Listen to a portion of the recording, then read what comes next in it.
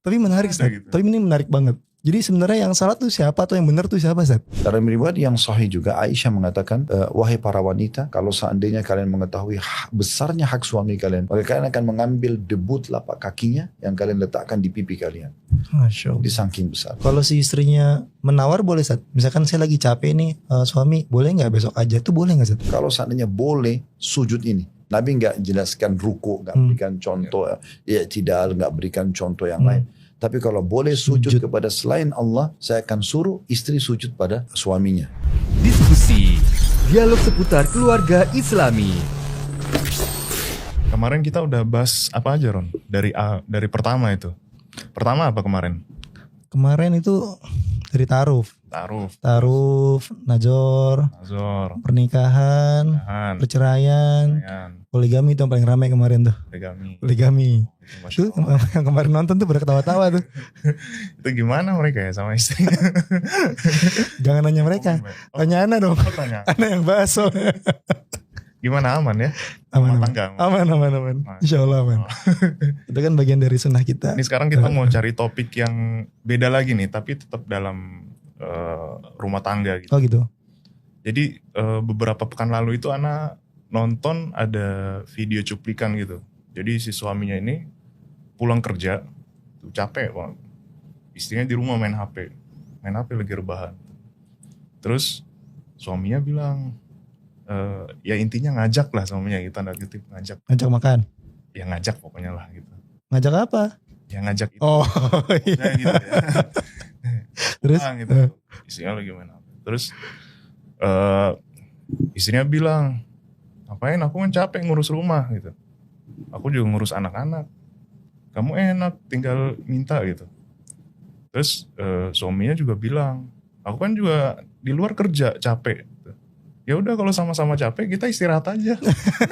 Sama-sama tidur gitu. Tapi jangan gitulah istri, namanya suami kan. Tapi kan capek di rumah, Ron. Ngurus anak. Lah suami kerja di luar panas-panasan, pulang kerja campur sama lawan jenis di jalanan. Pas pulang ketemu istri yang halal ditolak. Nggak enak, Ram. Ya tapi gimana, di rumah kan juga capek istri. Ya harus ngerti lah istri. Nah itu gimana caranya, Ron? Ya harus bakti lah kepada suami. Harus bakti ya. Atau mungkin biar lebih tepat kita coba tanya Ustadz mungkin ya. Assalamualaikum Ustadz. Waalaikumsalam. Apa Ustadz dengerin kita konflik tadi nih? Iya. Jadi emang videonya itu anak kena juga. Oh berasa jadinya? Ya mungkin semua.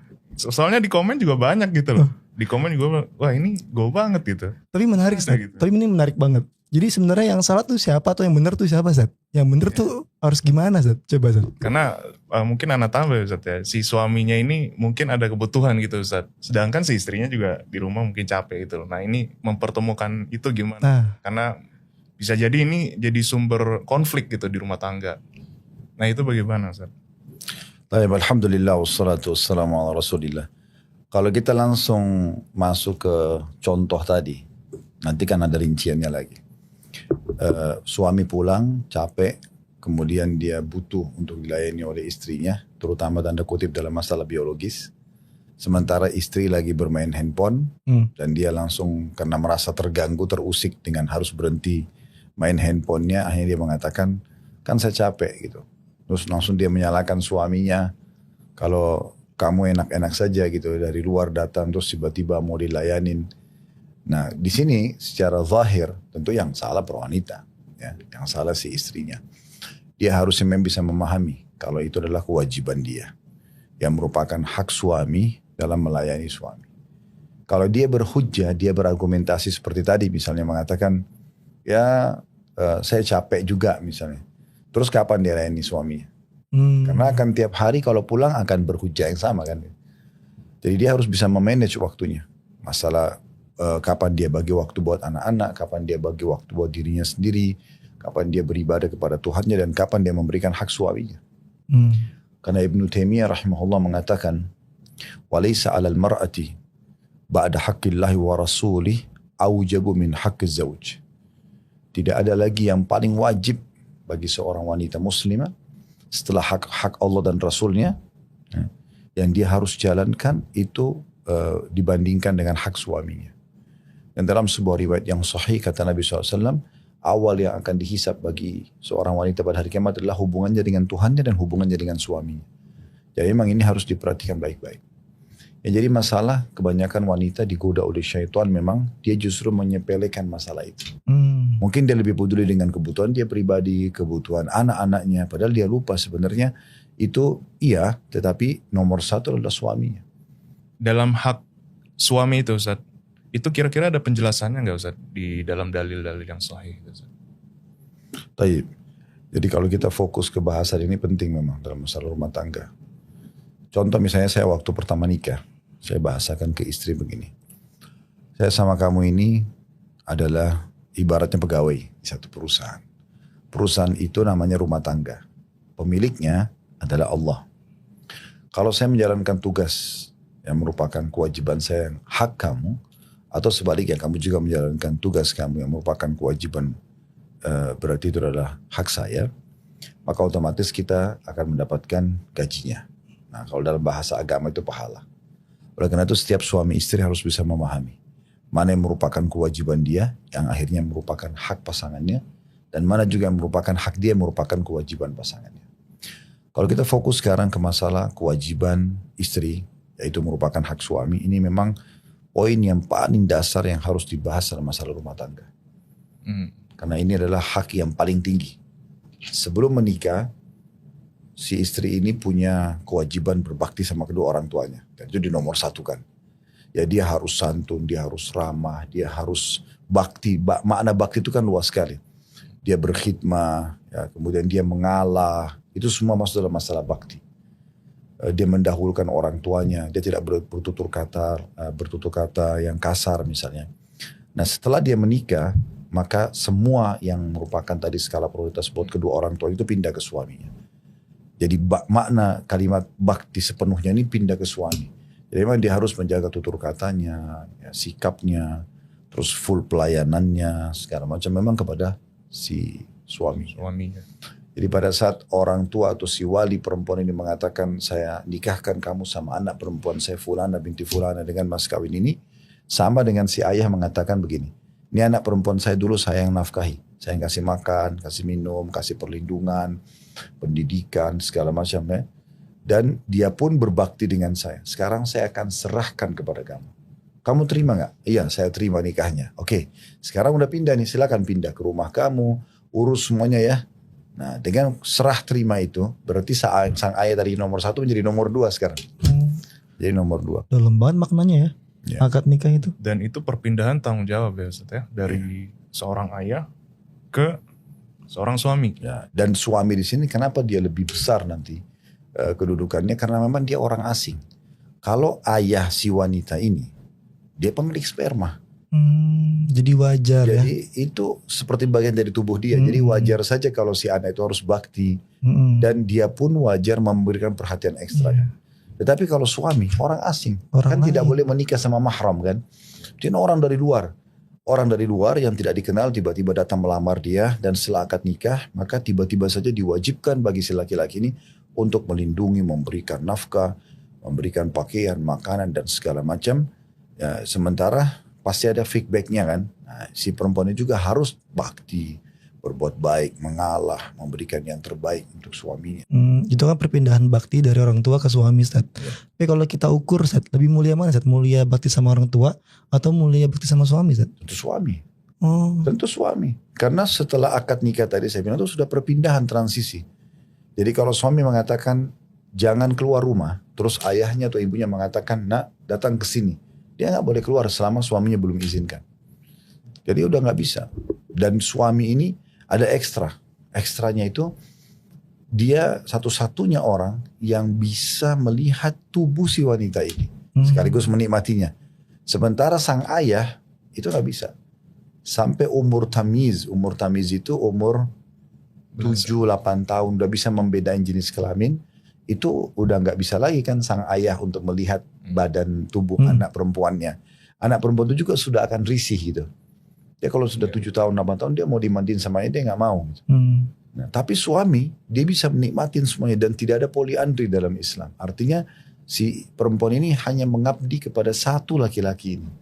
Karena kan kalau poliandri berarti 2 suami, dua-duanya tuangkan sperma lalu hamil si wanita, siapa ayah? Iya, nggak jelas. Ya, jadi memang kedudukannya itu luar biasa. Dalam sebuah hadis yang sahih ada seorang wanita, masih gadis dia. Di masa Nabi SAW sebelum menikah dia datang ke Nabi. Dia mengatakan, ya Rasulullah, sebelum saya nikah saya ingin tahu apa hak suami saya. Atau bagaimana kedudukan hak suami saya. Sebelum menikah, Sebelum menikah. mencari tahu itu. Ya dia mau tahu nih sekarang kalau saya nikah nanti gimana nih saya menghadapi suami saya nanti. Jarang banget tuh perempuan kayak gitu.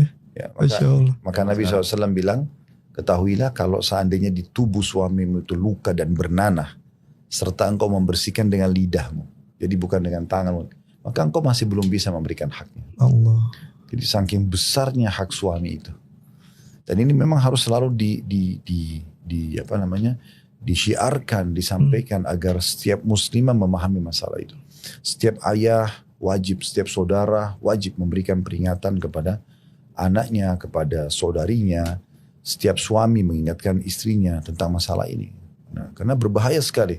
Kalau ayah sama ibu saja nggak boleh mengatakan dalam surah Isra, maka sama suami pun tidak boleh mengucapkan Sama, bahkan lebih besar hukumnya kepada suami daripada kedua orang tua. Lebih besar, Ustaz.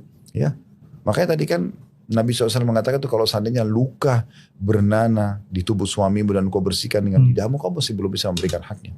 Dalam riwayat yang sahih juga Aisyah mengatakan, wahai para wanita, kalau seandainya kalian mengetahui besarnya hak suami kalian, maka kalian akan mengambil debu telapak kakinya yang kalian letakkan di pipi kalian. Masya Allah. Di saking besarnya. Betul, harus sering diingatkan tuh istri-istri kita. Penting tuh. Tapi gini, Ustaz, Ana pribadi pengen mengingatkan istri Ana nih, atau istri-istri kita lah ya. Jangan istri Ana doang nih. Iya. Masalah bakti terhadap suami. Kan kita belum paham nih cara menyampaikan yang baik seperti apa. Kadang cuman kayak nge-share ceramah ustaz-ustaz masalah hak suami nih, nge-share. Dia balik nge-share lagi Ustaz masalah hak istri. Akhirnya saling sindir tuh masalah itu tuh. Padahal ustadznya antum-antum. Akhirnya saling sindir. Cara yang paling baik gimana Ustaz untuk mengingatkan para istri itu paling baik? Memang harus ada momen dalam rumah kita itu di mana kita berbicara khusus masalah agama. Duduk bareng empat mata gitu. Ya, dan kita memang membicarakan masalah itu. Jadi itu kan pondasi dasar ya, masalah hak dan kewajiban kan pondasi dasar. Seperti kita kalau lagi baru melamar di perusahaan, kan kita nanya tuh pada HRD kan misalnya, apa nih tugas saya? Oke, nanti akan apa yang saya dapatkan kalau saya jalankan tugas itu? Apa ancamannya kalau saya tidak melakukan? Kan itu.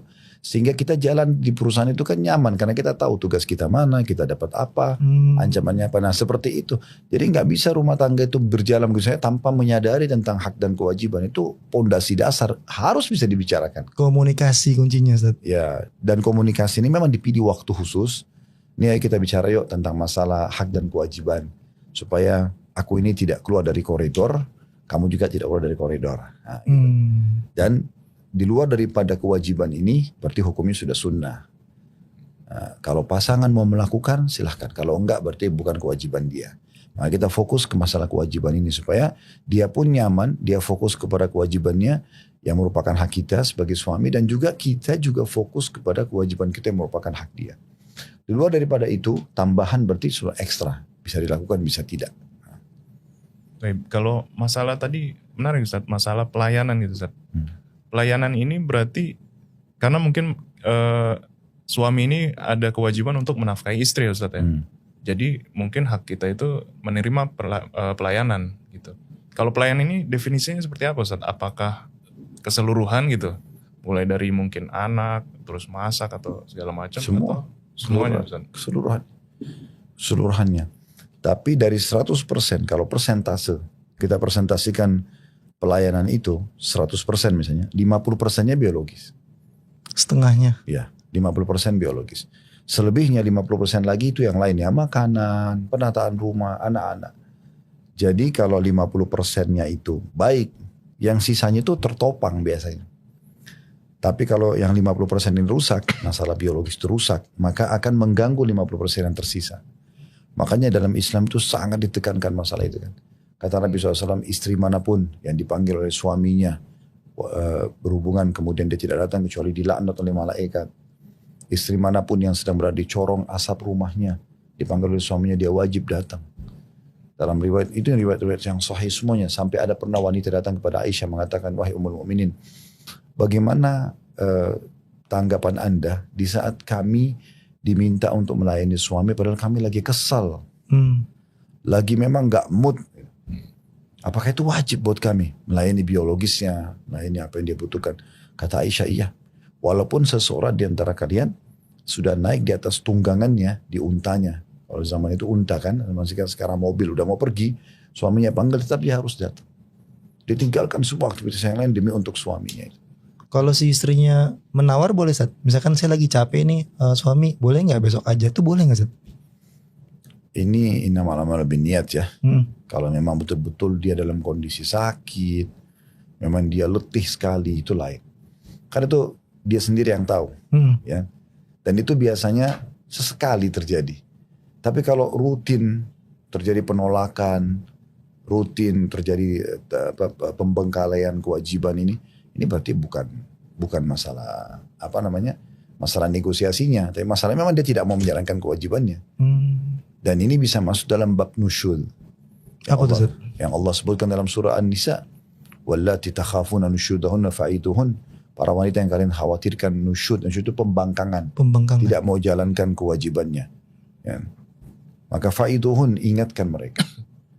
Kalau mereka nolak juga, ya, wahjuruhunna fil madaji', boikot mereka di ranjang. Kalau mereka masih nolak, wadribuhun, pukul mereka. Tapi ulama tafsir mengatakan pukulan darbatun ghairu mubarrah, pukulan yang tidak berbekas. Kata dalam hadis kata Nabi SAW tidak boleh memukul wajah, gitu kan, tidak boleh menjelek-jelekkan. Tapi dia menggunakan bahasa-bahasa yang sebagian ulama mengatakan pukulan itu dengan kayu siwak atau dengan jari telunjuk. Kalau sudah sampai pada tingkat pembangkakan yang sangat tinggi. Lalu Allah bilang di penutupan ayatnya, wa in ata'nakum fala tabghu 'alaihinna sabila. Tapi kalau mereka sudah patuh pada kalian, jangan kalian sengaja mencari-cari lagi kesalahannya. Nah, tapi ini bisa masuk ke bab nyusyun. Kalau dia selalu menolak, selalu membangkang, selalu membantah, lalu dia hidup untuk siapa kalau bukan untuk suaminya? Toh dia hanya disuruh berkhidmat dengan satu orang ini. Bahkan orang ini mengalahkan kedudukan ayahnya. Dan dia fokus kepada suaminya. Selebihnya tambahan ke anaknya, ke rumahnya, itu sudah cukup untuk memberikan dia tiket ke surga. Dapat tiket surga Ustaz, bakti sama suami. Kan begitu kata Nabi SAW. Ayyamam beratin salat khamsaha. Istri manapun yang menjaga salat 5 waktu. Gak disebutin salat sunnah. Wasamat syahraha. Lalu kemudian dia puasa Ramadannya. Tidak disebutkan puasa sunnah. Puasa yang wajib saja. Wa ata'at zawjah dan ba'laha. Dan mentaati suaminya. Qila laha udkhilil jannata min abwabin syi'ti. Kau boleh masuk dari 8 pintu surga, yang mana kau mau? Yang mana kau mau? Pada saat dia meninggal ya. Jadi itu luar biasa sebenarnya. Jadi cuma di 3 hal ini dia fokus. Jadi kedudukannya berarti sholatnya, sholat wajib yang merupakan Nabi sendiri menerimanya harus ke langit. Isra Mi'raj gitu kan. Kemudian puasa Ramadan setahun sekali dan ini kewajiban bagi semua muslim yang balik.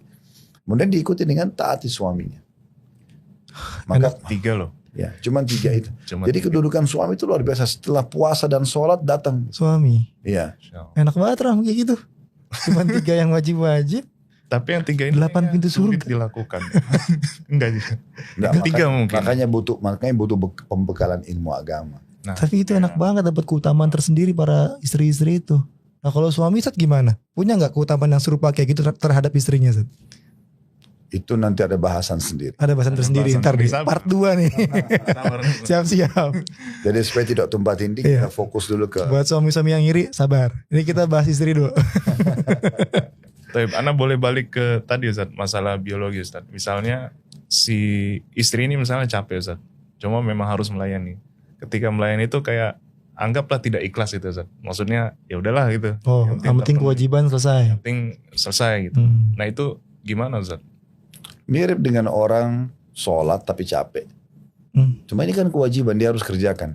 Kita kan tidak bisa bilang sholatnya gak sah. Selama dia penuhi syarat-syarat dan rukunnya. Ya udah dia layani suaminya semampu dia dapat pahalanya. Ya, gitu. Tapi kan yang harus difahami di sini. Kalau dia sifatnya sesekali, suaminya juga harus bisa beri pengertian kan. Maksudnya bisa mengerti, oh ternyata memang istri saya lagi capek misalnya, atau lagi sakit gitu kan. Karena juga dia tidak maksimal bisa melayani. Gitu. Tapi kalau ini terulang seringkali, ini berarti sudah permainan syaitan. Nah itu di balik ke ilustrasi video yang tadi Ana cerita yang pas awal gitu. Di kolom komentar itu ada yang komen, Ustaz. Saya itu sampai gak berani ngajak istri gitu. Gara-gara ditolak terus. Jadi dia sendiri udah gak berani ngajak. Jadi males. Jadi males itu, Ustaz. Sampai ada poin seperti itu gitu loh. Oke, sekarang gini aja, kita susun aja. Kira-kira apa aja sih yang merupakan hak suami yang akhirnya menjadi kewajiban istri. Ya. Supaya dia lebih sistematis. Yang pertama itu memang ketaatan dan mencari ridho. Itu kewajiban pertama istri yang merupakan hak suami. Jadi kita ini sebagai suami bisa kita minta dan tuntut itu. Karena itu hak dalam melalui wahyu. Kecuali dalam maksiat itu, Ustaz ya. Ya, Semuanya. itu nanti ada pengecualian. Tapi ketaatan dan mencari ridho ini nomor satu kewajibannya. Sebelum yang lain-lain. Sebelum biologis tadi, sebelum semuanya. Karena Nabi SAW sudah mengatakan dalam hadis yang sahih, "Lau kuntu amiran ahadan yasjuda li ghairillah la amartu al-mar'ata tasjudu li zawjiha." Atau kama qala Nabi SAW. Kalau seandainya boleh aku perintahkan seseorang sujud kepada selain Allah, aku akan suruh istri sujud kepada suaminya. Jadi perbuatan yang paling tinggi, puncak penghinaan seorang hamba kepada Tuhannya itu pada saat sujud. Karena dia meletakkan kepala yang mulia di tanah. Disitulah puncak kemuliaan yang luar biasa gitu. Memuliakan Allah subhanahu wa ta'ala. Dan itu puncak penghinaan seorang hamba di hadapan Tuhannya. Makanya kata Nabi SAW, akrabu abdun ilallahi wa huwa sajid. Paling dekatnya seorang hamba pada Tuhannya pada saat dia sedang sujud. Nah Nabi SAW datangkan perumpamaan itu. Sujud yang merupakan paling dekatnya seorang hamba sama Tuhannya. Dan ini bentuk penghinaan full seorang hamba kepada Tuhannya. Maka Nabi berikan contoh itu. Kalau seandainya boleh sujud ini. Nabi nggak jelaskan ruku, nggak berikan contoh i'tidal, nggak berikan contoh yang lain. Tapi kalau boleh sujud kepada selain Allah, saya akan suruh istri sujud pada suaminya. Nabi tidak sebutkan ini, tidak pernah disebutkan bahasa yang mirip ini. Misalnya saya akan suruh anak sujud pada orang tuanya, nggak pernah ada. Belum pernah ada bahasa, belum ada satu riwayat pun dalam masa. Tapi disuruh istri sujud pada suaminya ini ada. Dan ini kan memaknakan kalau bukan karena larangan Allah, maka saya akan suruh sujud. Dalam sebuah riwayat yang lain pernah Muadz bin Jabal radhiyallahu anhu pulang dari Yaman setelah bertugas dakwah. Beliau tiba di Madinah langsung sujud di bawah kaki Nabi SAW. Beliau sujud di bawah kaki. Nabi suruh berdiri hai Muadz. Kenapa kau lakukan ini? Dia bilang, ya Rasulullah, di Yaman, di negeri yang saya berdakwah, orang-orang di sana kalau muliakan kepala sukunya, orang yang dituakan, pasti mereka sujud. Dan saya menganggap Anda adalah orang yang paling pantas saya sujudi. Maka keluarlah sabda Nabi SAW ini, tidak boleh hai Muadz. Kalau seandainya boleh sujud kepada selain Allah, aku akan suruh istri sujud pada suaminya. Jadi maknanya dalam sekali. Dalam banget.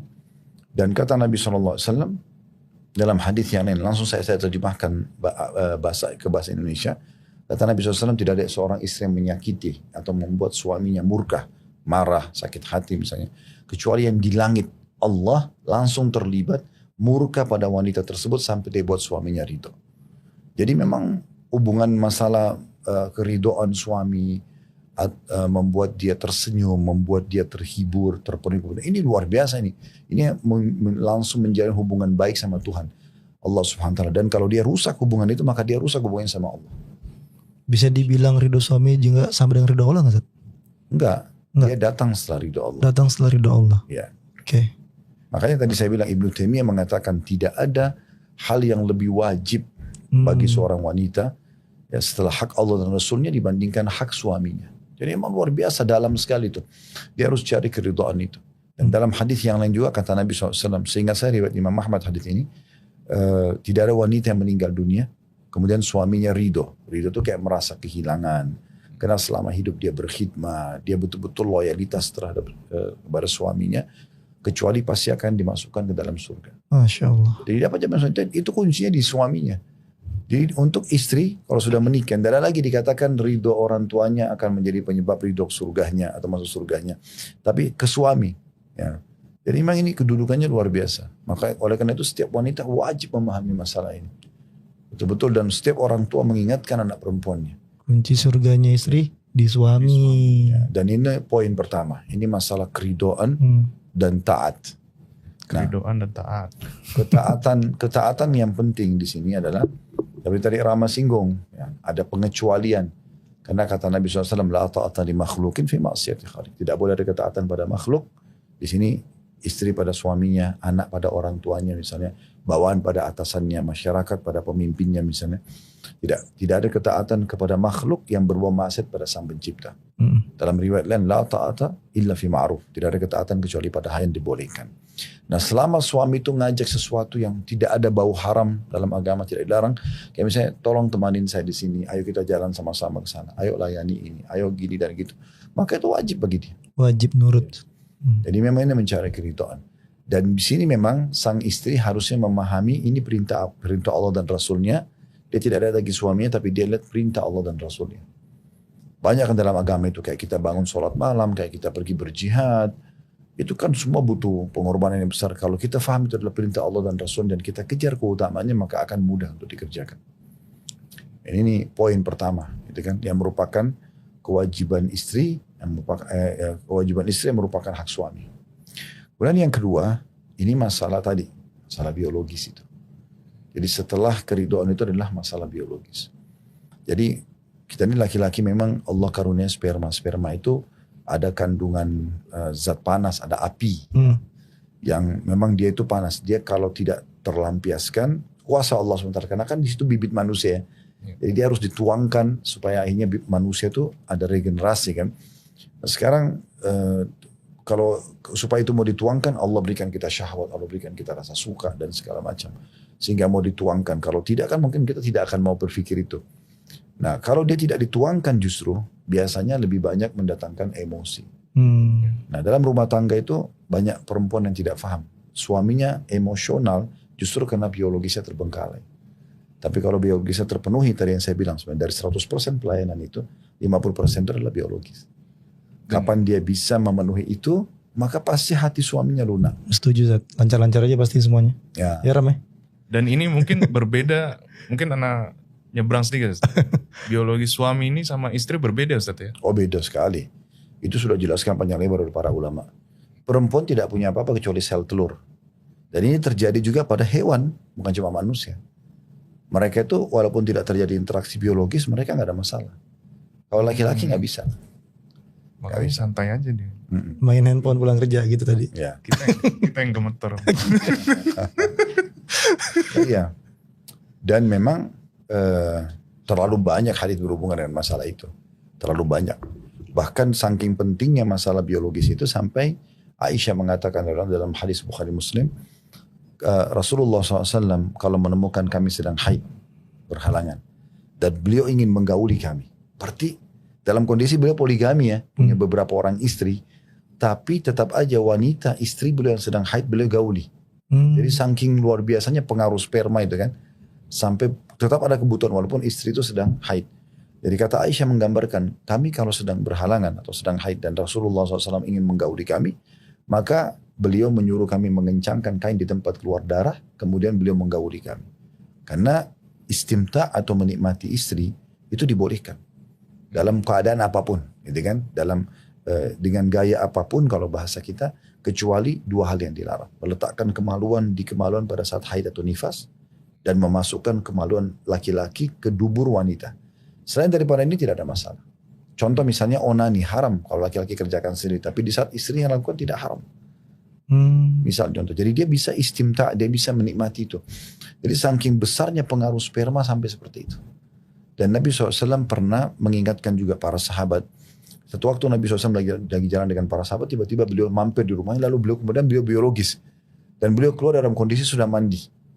Dan para sahabat faham kalau Nabi SAW baru saja melakukan hubungan biologis. Dan beliau mengatakan, ketahuilah bila seseorang di antara kalian merasa terganggu dengan wanita di luar rumahnya, yang bukan halal buat dia, kembalilah ke istrinya karena istrinya memiliki apa yang dimilikinya. Ini yang bahaya nih, pulang kerja ketemu lawan jenis, satu kereta gitu kan, pulang istrinya nolak, itu yang bahaya Ustaz. Nah itu poin berbahaya sekali. Makanya sang istri itu dia harus betul-betul pintar memanage waktu. Jadi kalau suami sudah mau pulang, dia udah anak ini sudah aman. Nah ini masalah handphone ini memang tidak boleh disentuh lagi. Memang dia ini kesibukan dengan medsos, dengan handphone ini membuat dia melupakan kewajiban dia. Jadi anak-anak itu sudah selesai makannya, sudah mandi. Kalau perlu suami mungkin pulang sudah diistirahatkan gitu kan. Jadi memang dia punya waktu dengan suaminya. Nah itu harus dilakukan memang. Kalau kita bahasakan kalau saya pulang handphone taruh ya, boleh saat kayak gitu? Boleh, tetapi nanti kita bahas. Jadi dalam membahasakan kepada wanita juga ini beda. Kalau anak sama antum nih, laki-laki sama laki-laki, Bron, anak gak suka antum pegang handphone kalau dia ngomong. Antum langsung bisa ngerti. Belak-belakan gitu ya. Karena kita laki-laki sama laki-laki dan kita ini dominan akal. Akal itu masalah solusi. Kalau kita dapat teguran atau kita dapat sapaan dan kita ada sesuatu yang kita lihat butuh perhatian, pikiran kita langsung ke solusinya. Kalau perempuan tidak, mereka dominan perasaan. Jadi mungkin dengan merayu dia, sehingga dia meninggalkan handphonenya itu. Misal masa kamu lebih pilih handphone dari aku sih? Dipilih kata-katanya. Atau bahasa-bahasa apa. Nah itu mungkin menghadapi istri dengan menghadapi anak ini hampir sama. Beda tipis gitu. Imron jago itu Ustaz. Jadi memilih kata-kata yang tepat. Gitu. Jago Imron. Gimana Ron? Oke, dalam masalah hak biologis ini, supaya kita laki-laki juga terpenuhi, maka kita perlu memahami kejiwaan wanita. Mereka itu ada masa-masa di mana seperti menjelang haid misalnya. Iya benar Ustaz. Kadang-kadang beda suasananya. Emosinya, ya, kejiwaannya dia memang tidak bisa kontrol kadang-kadang. Atau mungkin dalam kondisi dia punya permasalahan. Kita ini laki-laki memang Allah ciptakan sudah biasalah. Nagih utang, punya masalah. Panas-panasan dulu. Ya, jadi kita ini kayak orang yang memang memang orang luar rumah. Orang yang siap menghadapi permasalahan lah. Jihad, gitu, cari nafkah, ngantar jenazah. Nah kalau perempuan memang enggak. Jadi mereka tuh kalau ada masalah mungkin lebih sensitif dalam masalah-masalah seperti ini. Nah, bagaimana kita pintar-pintar di sini untuk bisa merayu dia lah, gitu kan? Makanya kata Nabi SAW, mulailah biologis kalian dengan utusan-utusan. Kata para sahabat, ya Rasulullah, apa itu utusan-utusan? Nabi menggunakan bahasa Rasul. Iya, utusan. Ya, lalu kata Nabi SAW, ciuman. Oh. Ya, jadi dicium, dirayu, dielus gitu kan. Yang romantis. Diajak makan sama-sama, diberikan hadiah. Nah sehingga dia terbelihlah si tanda kutip dan kemudian terjadilah interaksi. Nah biasanya ini contoh, ini sebagai contoh saya. Di hewan-hewan itu kan biasanya ada jenis hewan jantan dia mengeluarkan suara tertentu. Oh iya, saya tahu. Atau ayam biasa ya ada kepakan sayap. Iya. Dan tentu itu sebenarnya itu seperti itu bahasanya. Kalau kita kan manusia berbeda. Cerminan seperti itu lah ya. Ya maksudnya ada upaya dari sang jantan ini memikat si betinanya. Gitu. Mungkin contoh saja ya. Banyak juga ikhwah kita ini yang tidak paham masalah ini.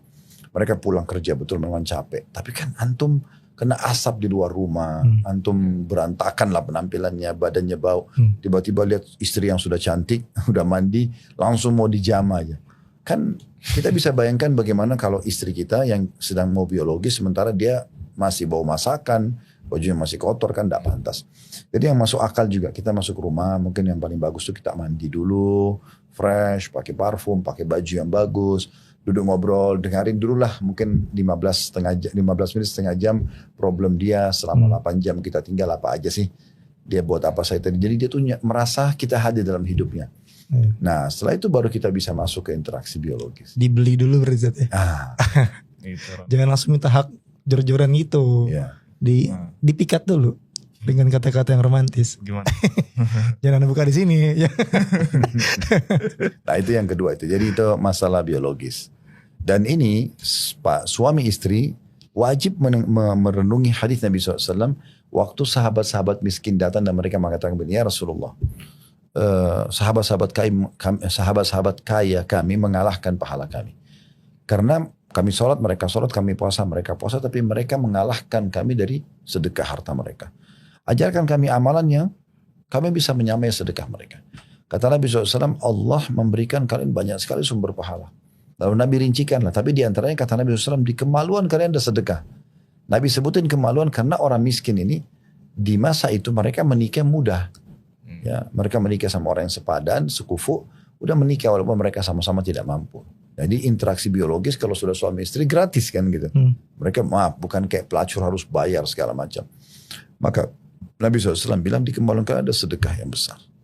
Besar sekali dibandingkan setara dengan sedekahnya orang-orang kaya itu. Sahabat faham, lalu mereka mengatakan, ya Rasulullah, apakah kami menggauli istri kami, dapat kenikmatan kami, dapat pahala juga? Kata Nabi SAW, kalau kalian letakkan pada yang haram, dapat dosa gak? Kalau zina. Oh Anda iya. tanya. Nah, tapi sahabat sudah gak jawab lagi, karena sahabat sudah faham. Paham. Ya. Kata Nabi SAW, begitu juga kalau kalian letakkan pada yang halal. Jadi suami istri itu harus faham, setiap interaksi biologis, berarti dia dapat pahala besar, setara dengan besarnya dosa zina kalau didosa.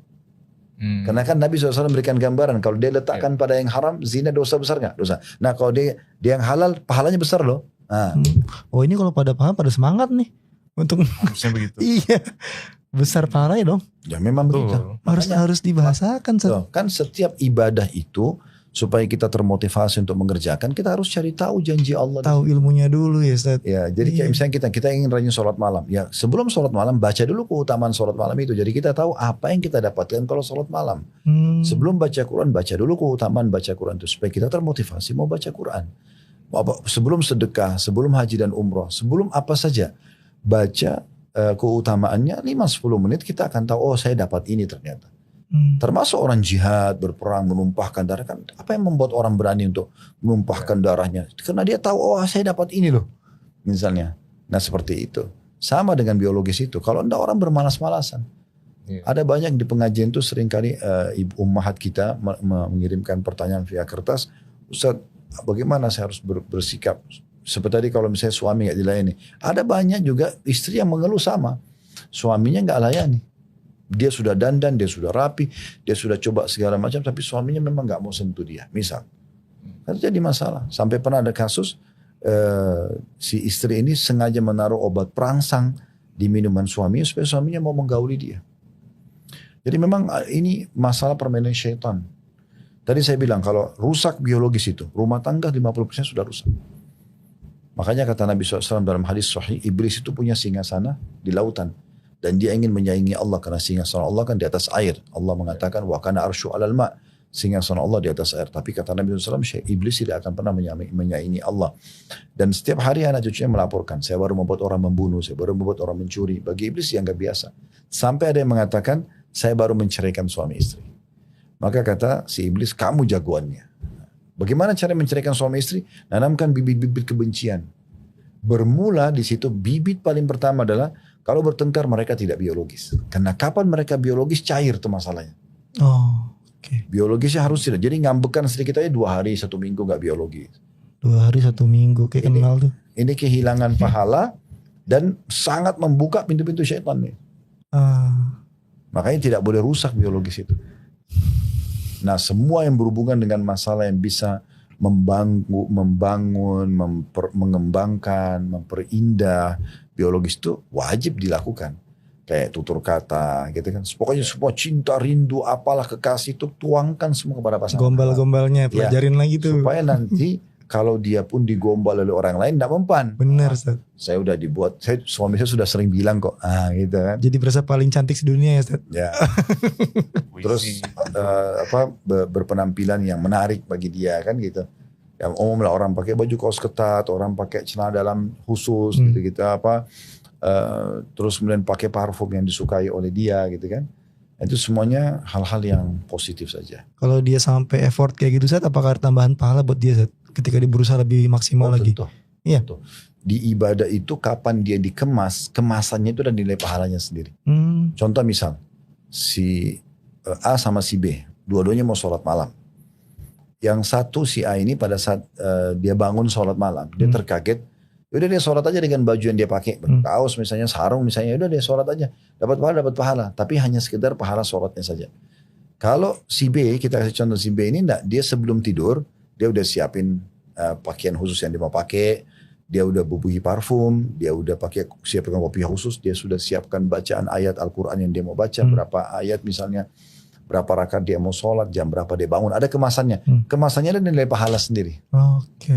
Orang kalau si A misalnya mau sedekah, dia ya tidak lihat dari awal, tapi begitu di jalan lihat orang miskin, kesian dikeluarin dari kantongnya uang Rp5.000 misalnya. Beda pahalanya dengan si B yang mengemas. Memang dia sudah sendirikan di kantong sebelah kiri atau sebelah kanan, 100.000 untuk saya kasih orang miskin. Memang dia sudah niat dari awal. Uangnya itu pun baru, masih grass gitu kan, belum pernah disentuh orang, mungkin uang-uang baru dari bank. Nanti dia kasih khusus orang miskin. Jadi dia sudah mengemas itu. Walaupun nilainya sama, pahalanya beda, Ustaz. Nah, karena ada kemasannya. Ada effort sedikit gitu. Iya. Ya. Jadi butuh kemasan. Nah, di sini juga bisa kita bumbuhi dengan hadis Nabi SAW, tahadu tahabu, saling memberikan hadiah kalian akan saling mencintai. Gitu kan. Jadi sering aja pulang bawa sesuatu, makanan atau apalah. Saya pernah pulang ke rumah, itu hanya karena waktu itu saya buru-buru pulang dari pengajian, saya hanya bisa bawa 2 permen. Gitu kan. Mampir ke satu kios, beli permen yang ada makanan anak, mainan anak, permen anak-anak yang ada kayunya, lollipop gitu kan. Saya cuma beli 2. Terus saya bilang, saya bawain sesuatu nih buat kamu. Saya sudah nunggu apa nih? Saya keluarin, ini cuma ini yang saya mampu beli. Tapi karena saya kasih dengan tulus, dia dengan senyum menerimanya dan kami berdua makan itu. Dia pegang satu yang sambil kita ngobrol. Masya Allah. Tuh suami-suami tuh murah ya. Cuma 2 permen doang tuh. Masya Allah. Jangan malas-malasan buat ngerayu istri makanya. Cuma 2 permen. Harus bisa lebih. Harus bisa lebih. Jangan permen doang. Ya mungkin bisa yang lain. Mungkin misalnya beli kue. Saya pernah di pengajian di Taufik Akbar di salah satu kota gitu. Kok ada unik benar. Saya pernah pertama kali lihat gitu ya. Pas menuju ke penginapan di kota itu. Di pinggir jalan ada satu mobil khusus jual bunga mawar yang ditata rapi. Tapi warnanya tuh unik-unik. Ungu, biru, dongker gitu-gitu kan. Yang saya sendiri jarang lihat gitu. Tapi sudah ditata rapi dan penatanya juga unik. Saya tidak pernah lihat di Jakarta. Akhirnya saya bilang sama teman-teman tadi itu, berhenti sebentar. Kenapa Ustaz? Saya mau beli bunga itu. Mereka tunggu. Saya beli habis itu bawa ke mobil. Ustaz untuk siapa? Untuk istri saya. Masya Allah. Loh Ustaz belikan istri? Ya mereka semua berapa 7-8 orang di mobil itu. Semuanya kayak kaget. Kok beli itu ya buat istri? Loh antum gak pernah beli buat istri antum? Enggak Ustaz. Loh harusnya beli sesuatu. Bisa membuat dia terbeli hatinya gitu kan. Merasa ada perhatian khusus dari suami. Masya Allah. Antum udah mencontohkan nih Ustaz ya. Udah ngajarin kita semua nih. Mungkin pada gak tahu nih kalau antum seromantis itu Ustaz. banyak orang belum pada tahu nih. Masya Allah ya. Udah kalau fix that. Masya Allah. Jadi itu memang berhubungan dengan masalah biologis tadi. Jadi yang pertama itu adalah ketaatan, taat dan keridhaan. Yang kedua masalah biologis. Nah yang ketiga ini berhubungan dengan masalah izin. Nah, ini hak suami nih, kewajiban istri. Jadi setiap istri kalau mau keluar atau mau aktivitas apapun itu izin sama suaminya.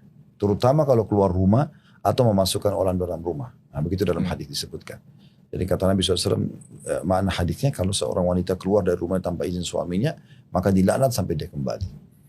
Kalau dalam riwayat lain, dan termasuk hak kalian dari istri kalian adalah mereka tidak boleh memasukkan siapapun ke dalam rumah kalian yang kalian tidak sukai. Nah berarti memang minta izin keluar dan juga memasukkan orang ke dalam rumah. Bahkan termasuk penyempurnaan adab dalam masalah hak yang ketiga ini, yaitu si istri tidak mengelola harta atau apapun keputusan dia kecuali dia libatkan suaminya. Bagaimana pendapat kamu begini? Kalau saya begini seperti apa? Gitu ya. Betul dia melibatkan suaminya. Itu dalam kata Nabi SAW ya. Waktu ditanya, Ayyun nisa'i khair. Wanita mana yang paling baik ya Rasulullah? Kata Nabi SAW, Idza ra'aitha tasurruk. Kalau kau lihat kepadanya kau akan senang. Wa idza amartaha tuti'uk. Kalau engkau perintahkan dia patuh. Wala tukhalif fi maliha wa nafsiha. Dan dia tidak pernah bertolak belakang dengan keputusanmu sebagai suami di dirinya atau di hartanya. Nah itu wanita termasuk yang terbaik. Si istri wajib izin walaupun harus ke rumah orang tuanya. Wajib izin sih? Wajib izin. Nah makanya saya juga sering sampaikan supaya para suami itu memudahkan. Supaya jangan bermasalah di sini. Bilang aja. Setiap kali kalau mau izin, kalau mau keluar izin ya. Walaupun saya belum balas, yang penting sudah ketik WA misalnya. Sudah informasi. Ya, saya izin ya kesini ya misalnya ya. Mungkin kita lagi kebetulan sibuk kerja, lagi di jalan tidak sempat. Sementara dia urgent harus misalnya ketemu orang tuanya. Ya kan? Atau harus bawa anaknya ke rumah sakit. Maka ini semua yang penting dia sudah menyampaikan. Tapi tidak boleh keluar tanpa izin. Tidak boleh keluar tanpa izin. Kemudian yang keempat itu juga tidak boleh melakukan ibadah sunnah. Terutama di sini puasa sunnah. Ya, sementara suaminya ada kecuali dengan izinnya. Jadi kayak misalnya hari Senin, si istri ini biasa puasa Senin, tapi karena suaminya lagi cuti di rumah hari Senin, dia harus izin dulu tuh. Saya misalnya hari Ahad nih, saya besok hari Senin mau puasa. kan kebetulan kamu cuti. Kira-kira bisa nggak saya puasa? Nah, kalau dia bilang tidak, ya enggak. Atau kalaupun dia puasa misalnya diizinkan, dan tiba-tiba suami minta dilayanin biologisnya, makan sama-sama, dia harus batalin. Karena kan kalau ketemu antara hak Allah yang wajib dengan hak makhluk yang wajib, kita dahulukan hak Allah. Kayak contoh misalnya kita lagi sholat fardu, kemudian anak lagi sholat fardu atau istri sholat fardu. Si anak dipanggil oleh orang tuanya, ada hak wajib kan menjawab hak wajibnya makhluk ya. Saya ibu panggil nak atau ayah panggil nak, tapi si anak lagi sholat wajib. Nggak boleh dia batalin sholat wajibnya. Karena ini hak Allah wajib ketemu dengan hak wajibnya makhluk. Tapi kalau ketemu antara hak sunnahnya Allah dengan hak wajib makhluk. Misalnya contoh sholat tadi, si fulan ini lagi sholat sunnah. Lagi sholat sunnah. Dipanggil oleh ibu atau ayah, dia wajib batalkan. Nah, begitu juga dengan suami. Suami lagi panggil istrinya. Di sini hak wajibnya makhluk untuk dijawab. Tapi dia lagi sholat sunnah, dia batalin. Nah, begitu juga dengan kalau dia lagi puasa sunnah. Misalnya kalau suami yang minta dilain, segala macam ya dia harus batalkan. Masya Allah. Nah ini kurang lebih merupakan hak 4 poin yang merupakan saya simpulkan hak suami yang merupakan kewajiban istri. Jadi ada 4 Ron, coba diulang. A. Taat dan ridho. B. Biologis. C. Apa tadi? Izin. Yang D. Yang keempat tadi masalah apa tadi? Ibadah sunnah. Ibadah sunnah. Puasa sunnah harus. Jadi hak sunnahnya Allah itu kalau ketemu hak wajibnya manusia. Kalah sama wajibnya manusia. Nah, begitu, Ron. Jadi intinya ini harus disampaikan, bukan disampaikan ya Ustaz ya. Suami dan istri juga harus tahu ya Ustaz ya. Ini dibahasakan. Tadi yang Ustaz bilang 4 mata ngomong pelan-pelan gitu. Dan maksudnya ini mumpung ya kalau ada bujang-bujang yang nonton gitu loh sebelum menikah. Nah ini ilmunya nih. Cari tahu nih ilmunya dulu. Bukan bujang sih. Oh ini ahwat-ahwat kita. Ya, kan untuk betul. hak suaminya. Cuma kan suami juga harus tahu juga gitu loh. Boleh. Maksudnya biar bisa disampaikan pasangannya. Nanti kita khususkan aja satu sesi khusus kita balik. Nah setelah ini langsung kita balik. Iya, Ana yakin nih episode ini banyak yang komen ibu-ibu. Kok ini gitu.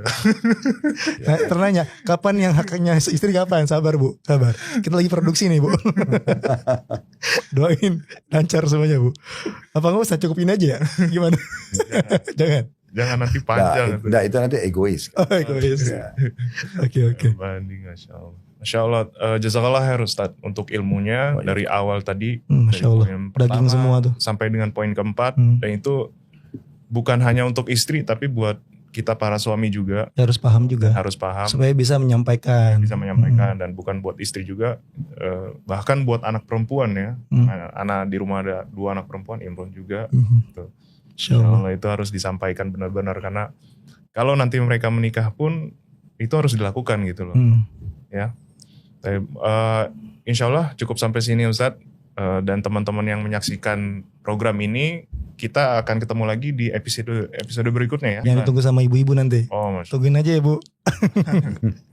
Tapi insya Allah kita akan ketemu lagi di program kita, diskusi dialog seputar keluarga Islami. Diskusi dialog seputar keluarga Islami.